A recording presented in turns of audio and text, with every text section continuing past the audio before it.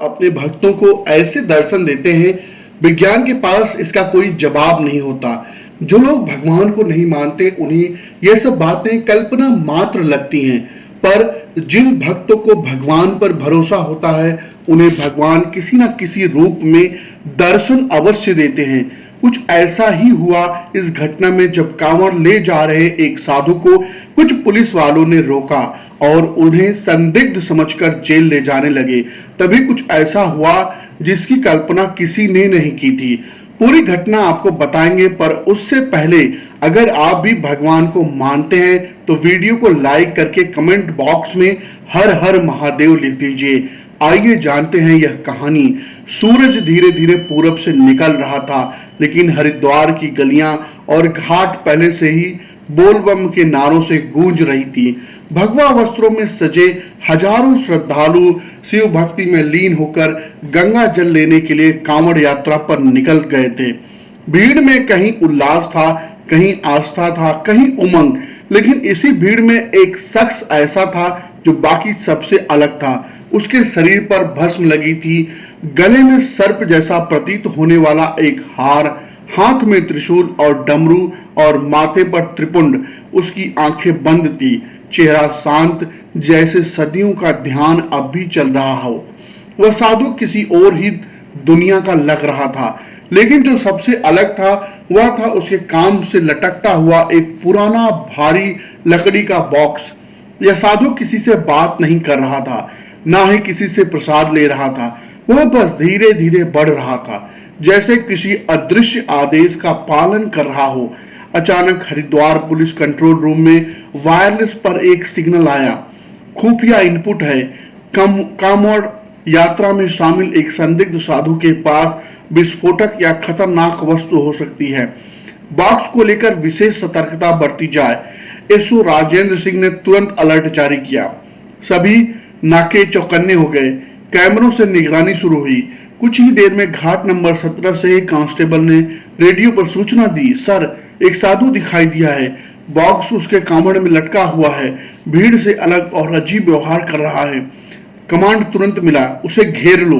Police team दौड़ पड़ी। उन्होंने साधु को चारों तरफ से घेर लिया। भीड़ को किनारे किया गया। लाउड स्पीकर से सूचना दी गई, कृपया शांति बनाए रखें, यह सुरक्षा जांच है। पुलिस जैसे ही उसे पकड़ने के लिए आगे बढ़ी, साधु ने आंखें खोलकर सबको देखा। उसकी आंखों में आग नहीं थी, बस एक गहराई थी जिसमें देखने वालों को डर सा लगने लगा। पुलिस जैसे ही उसे पकड़ने के लिए आगे बढ़ी, उसी क्षण सबके सामने कुछ ऐसा हुआ जिसने सबका होश उड़ा दिया।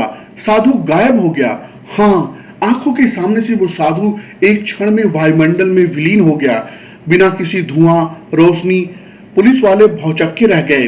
जगह जगह तलाश शुरू हो गई, पर साधु कहीं नहीं मिला। बस एक चीज पीछे छूट गई, उसका कांवड़, वही कांवड़ जिसमें वो संदिग्ध बॉक्स लटका हुआ था। उठाओ इसे, एक अफसर ने कहा। एक जवान आगे बढ़ा और जैसे ही उसने कांवड़ को उठाने की कोशिश की, उसका चेहरा लाल पड़ गया। सर, यह उठ नहीं रहा। क्या बकवास है। अब 2 जवान आए, फिर 4, फिर 8, फिर 15 पुलिस वाले एक साथ मिलकर उस कांवड़ को उठा नहीं पाए। उसमें क्या था? शीशा, एक कांस्टेबल ने कहा। तभी एक अफसर की नजर सामने गई। करीब 50 मीटर की दूरी पर वही साधु एक पीपल के नीचे बैठे थे, आंखें बंद और धीमे स्वर में मंत्र बोल रहे थे, ओम नमः शिवाय, शिव शिव। राजेंद्र सिंह चीखे, वो रहा, पकड़ो उसे। पुलिस वाले साधु के पास पहुंचे और एक ने चिल्लाकर कहा, तेरा खेल खत्म, चल जेल में। साधु ने आंखें खोली और बहुत शांत स्वर में बोला, मुझे कैसे उठा पाओगे? मैंने इस जगह का भार उठा रखा है। तुम लोग मुझे पहचान नहीं सके, लेकिन जो भी करना है सोच समझ कर करना, वरना तुम सब पछताओगे। अरे चुप बैठोगी बाबा, अब बहुत हो गया तेरा ड्रामा। एक जवान आगे बढ़ा, बॉक्स कहाँ है और उसमें क्या है? साधु बोले, उस बॉक्स में कुछ नहीं है जो तुम्हारी आंखें समझ सके, लेकिन छूओगे तो वह दिखेगा जो तुम सह नहीं पाओगे। इतना कहकर उन्होंने फिर से आंखें मूंद ली और मंत्र जाप में लीन हो गए। अब पुलिस वालों की सहनशीलता जवाब देने लगी। ऊपर से अफसर फोन पर दबाव डाल रहे थे, साधु को पकड़कर तुरंत थाने लाओ, बॉक्स को भी सील करो, इसी बीच वह जवान जिसने सबके साधु को ललकारा था, उसका मोबाइल बचा। कॉल उसकी पत्नी का था। वह रो रही थी। सुनिए, अम्मा नहीं रही, जल्दी घर आइए, उसने धीमे से कहा। बा ने तो अभी कहा था मेरी माँ बुला रही है। वह साधु की ओर देखता रह गया, आंखों में डर, संशय और शायद आस्था भी। लेकिन तभी रेडियो से आदेश आया, परिवार पहले या देश की सेवा। साधु ने आंखें खोली, कुछ देर शांत रहो, फिर बोले, बच्चा, तेरे सवाल का जवाब तू खुद देगा, लेकिन मैं तेरी उलझन नहीं बनूंगा। चलो, मैं तेरे साथ चलता हूँ। थाने आसमान में बिजली कड़की, पहली बूंद गिरी, फिर बारिश होने लगी। पुलिस की गाड़ी में वो साधु बैठकर शांत स्थिर गाड़ी जैसे ही थाने के गेट पर पहुंची, बारिश रुक गई। लेकिन यह सिर्फ शुरुआत थी। उस रात जब बॉक्स खुला, तब जो हुआ उसे देखकर पुलिस वालों की रूह कांप गई। पुलिस स्टेशन की दीवारों पर पानी की बूंदें गिर रही थी। बाहर तेज बारिश हो रही थी, लेकिन अंदर का माहौल उससे भी ज्यादा भारी था। साधु, जिसे ही कुछ ही घंटे पहले एक रहस्यमय ढंग से पुलिस ने हिरासत में लिया था, अब थाने के एक हवालात में शांत बैठा था। उसकी आंखें फिर से बंद थी और होठों पर धीमा सा मंत्र ओम नमः शिवाय चल रहा था। एसओ राजेंद्र सिंह बार बार अपने सीनियर से फोन पर निर्देश ले रहे थे। सर, वो बहुत अजीब है। जी नहीं, अभी तक कुछ नहीं बताया। जी, हम बॉक्स खोलते हैं अभी। फोन कटते ही उन्होंने आदेश दिया, बॉक्स खोलो, देखते हैं क्या है इसमें। बॉक्स को एक स्टील टेबल पर रखा गया। 2 कांस्टेबल, 3 अफसर सब इकट्ठा हो गए। बॉक्स को जैसे ही खोला गया, अंदर रुद्राक्ष की एक बहुत ही पुरानी भारी माला थी। हर दाना सैकड़ों साल पुराना प्रतीत होता था। एक जवान ने माला को उठाया और उसी क्षण उसकी चीख गूंज गई। आह! वो जमीन पर गिर गया। उसका शरीर कांपने लगा और वह जमीन से चिपक गया, जैसे किसी ने उसके ऊपर पत्थर रख दिया हो। 4 लोग उसे उठाने दौड़े, लेकिन वह जवान उठ नहीं पा रहा था। उसकी आंखें उलट गई थी और उसके मुंह से बस एक ही शब्द निकल रहा था, शिव शिव। साधु ने दूर से कहा, मत छूना, यह सिर्फ प्रतीक नहीं है, यह सत्य है। एक अफसर चिल्लाया, तुमने उस पर क्या किया? तुम कोई तांत्रिक हो? साधु बोला, ना मैं तांत्रिक, ना साधक, ना साधारण। जो तुम समझते हो वह मैं हूं। मैं क्या हूं यह जानने की तुम्हारी पात्रता अभी नहीं। इतने में सीसीटीवी रूम से एक सिपाही दौड़ता हुआ आया।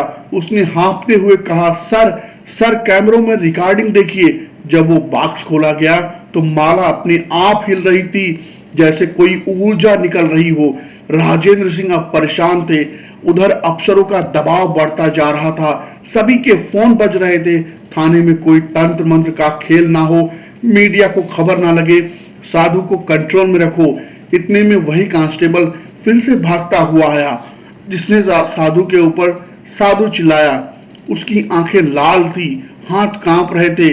सर, बाबा ने जो कहा था माँ के बारे में सब सच निकला। माँ की अंतिम यात्रा निकल चुकी है और मैं यहाँ हूँ। राजेंद्र सिंह ने उसकी पीठ पर हाथ रखा। हम सब तुम्हारे साथ हैं, पर पहले यह समझो कि यह साधु कोई मामूली आदमी नहीं है। कुछ तो रहस्य है इसमें।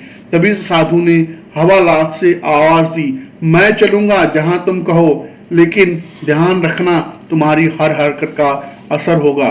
समय अब सीधा नहीं बचेगा। जो इस रहस्य को तोड़ना चाहता है वो खुद टूटेगा। एसएचओ बोल रहे थे, अरे यार, यह क्या बकवास है।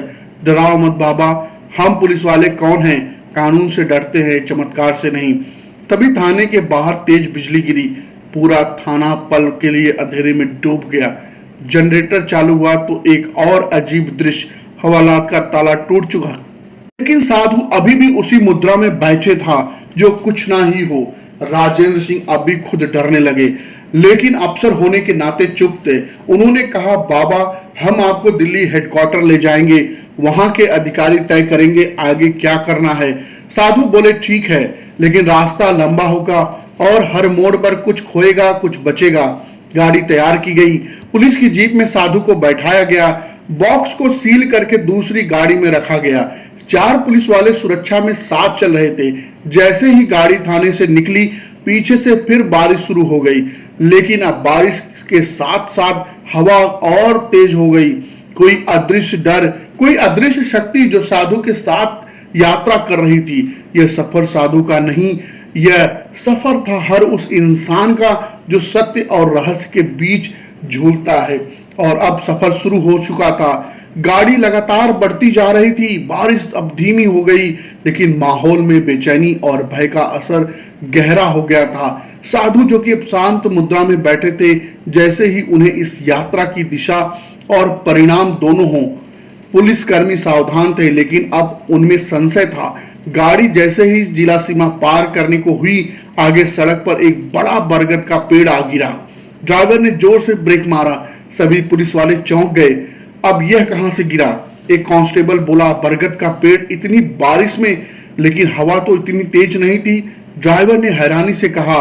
साधु ने बिना आंखें खोले कहा, पहला संकेत था यह। प्रकृति चेतावनी देती है, पर जिसे आंख नहीं होती वह उसे इत्तेफाक समझता है।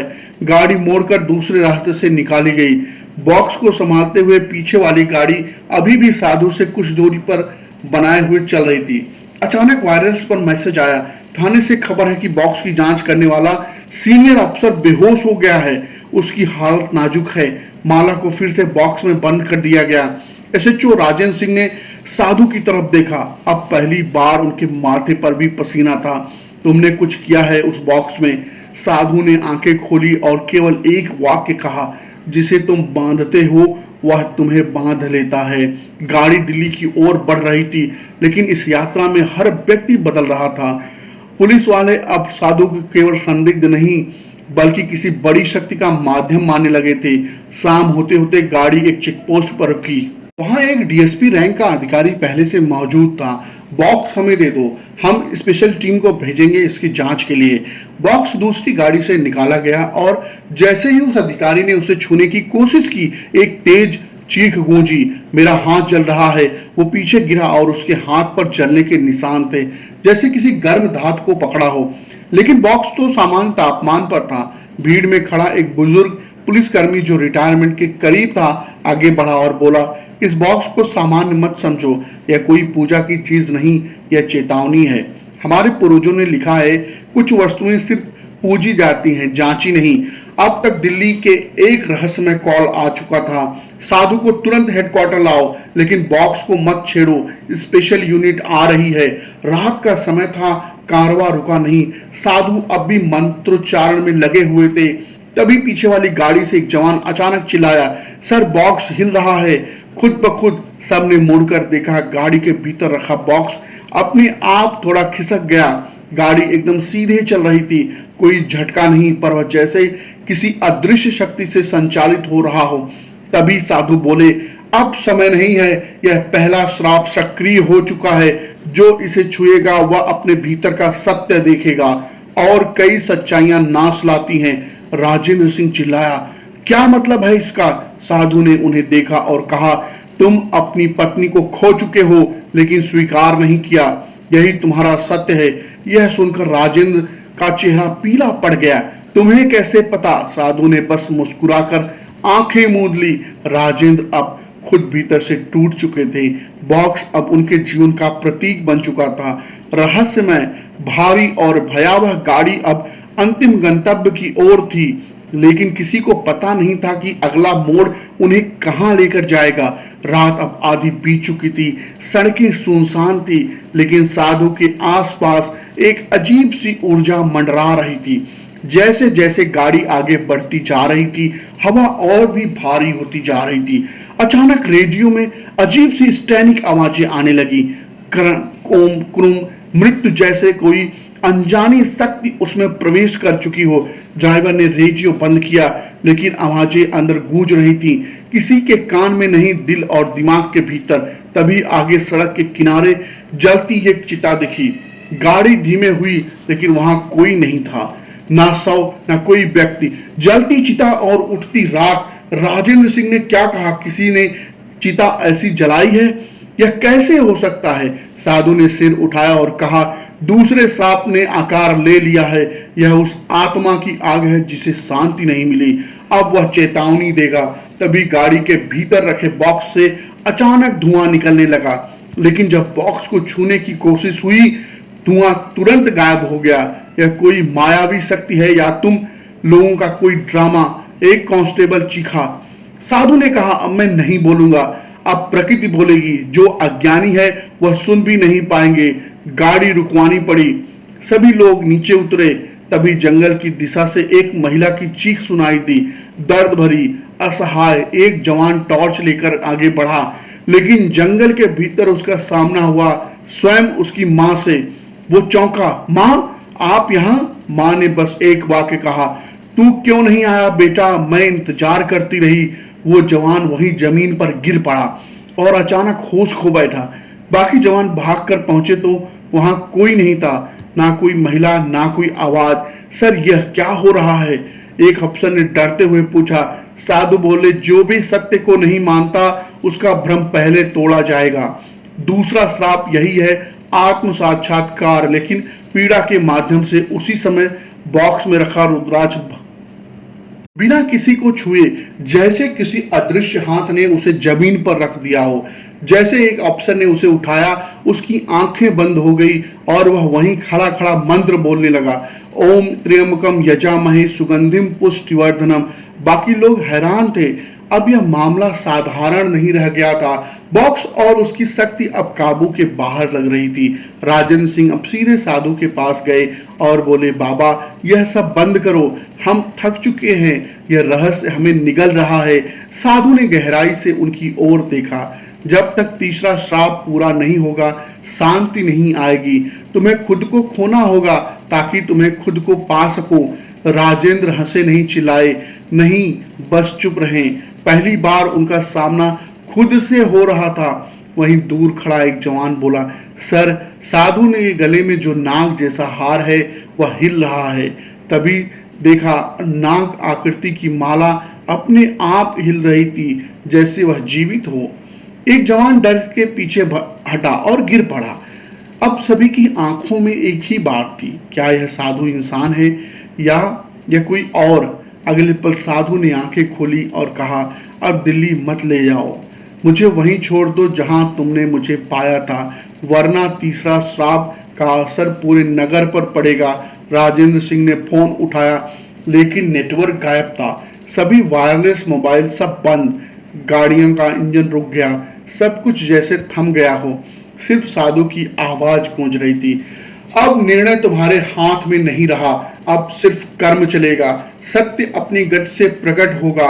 गाड़ियों के इंजन रुक चुके थे, मोबाइल नेटवर्क बंद था, समय जैसे थम गया था। हवा एकदम स्थिर, पेड़ ठिठके हुए और आकाश बादलों से भरा, लेकिन बारिश की एक भी बूंद नहीं। सब कुछ अस्वाभाविक लग रहा था। साधु अभी वहीं खड़े थे, शांत, लेकिन उनके चारों ओर ऊर्जा के तरंगे महसूस की जा सकती थी। राजेंद्र सिंह और उनके साथ के जवान धीरे धीरे पीछे हटने लगे। साधु की आंखें खुली, लेकिन उनमें कोई क्रोध, भय या चिंता नहीं थी, सिर्फ ज्ञान और चेतावनी थी। अब तीसरा और अंतिम श्राप प्रकट होगा। साधु बोले, जो इसे नहीं समझेगा वो केवल अस्तित्व में रहेगा, जीवन में नहीं। सहसा बॉक्स में रखा रुद्राक्ष तेजी से कांपने लगा और फिर हवा में ऊपर उठ गया। सभी लोग अचंभित थे। हवा में मंडराता हुआ रुद्राक्ष जैसे खुद निर्णय लेने आया हो। तभी आकाश में तेज बिजली कड़की और एक तेज प्रकाश चारों ओर फैल गया। हर व्यक्ति जो वहां मौजूद था, सबकी आंखें कुछ पल के लिए बंद हो गई, और जब उन्होंने अपनी आंखें खोली तो साधु वहां नहीं थे। बॉक्स वहीं था, लेकिन साधु नदारद थे। सर, वो कहाँ चले गए? साधु दिखाई नहीं दे रहे। एक कांस्टेबल ने कांपते हुए पूछा।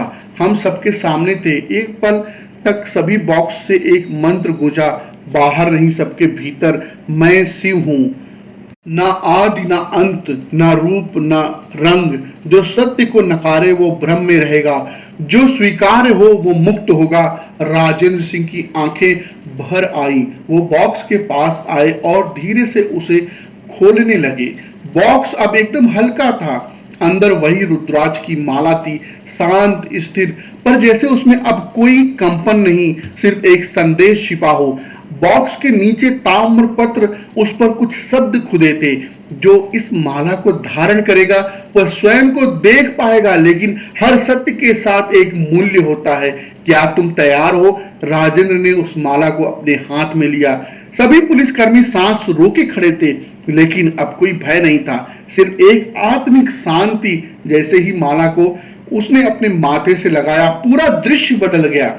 वो फिर से घाट पर था, वही साधु जो अब भगवान रूप में प्रकट हो चुके थे। त्रिशूल, तीसरा नेत्र, लेकिन कोई तांडव, कोई नहीं क्रोध नहीं, सिर्फ मौन और मुस्कान। अब तेरा भ्रम टूट गया राजेंद्र, तुझे लगा मैं बंदी हूं, पर मैं तेरा दर्द तोड़ने आया था। तू अब वह नहीं इंसान जो मुझे पकड़ने आया था, तू अब वो है जो खुद को समझ गया है। राजेंद्र की आंखें खुली, वो फिर से जंगल में था, माला उसके गले में थी, लेकिन अब मौसम साफ था, नेटवर्क वापस, इंजन स्टार्ट हो गए थे, सब सामान्य। साधु नहीं थे, लेकिन उनकी उपस्थिति हर तरफ महसूस हो रही थी। हफ्तों बाद उस थाने के बाहर एक छोटा मंदिर बन गया, बिना मूर्ति के, बस एक पट्टिका लगी थी, जिसे तुम ढोंगी समझो, वो शायद सत्य का आईना हो। राजेंद्र अब वर्दी में था, लेकिन स्वैच्छिक सेवा ने निवृत्ति ले ली थी।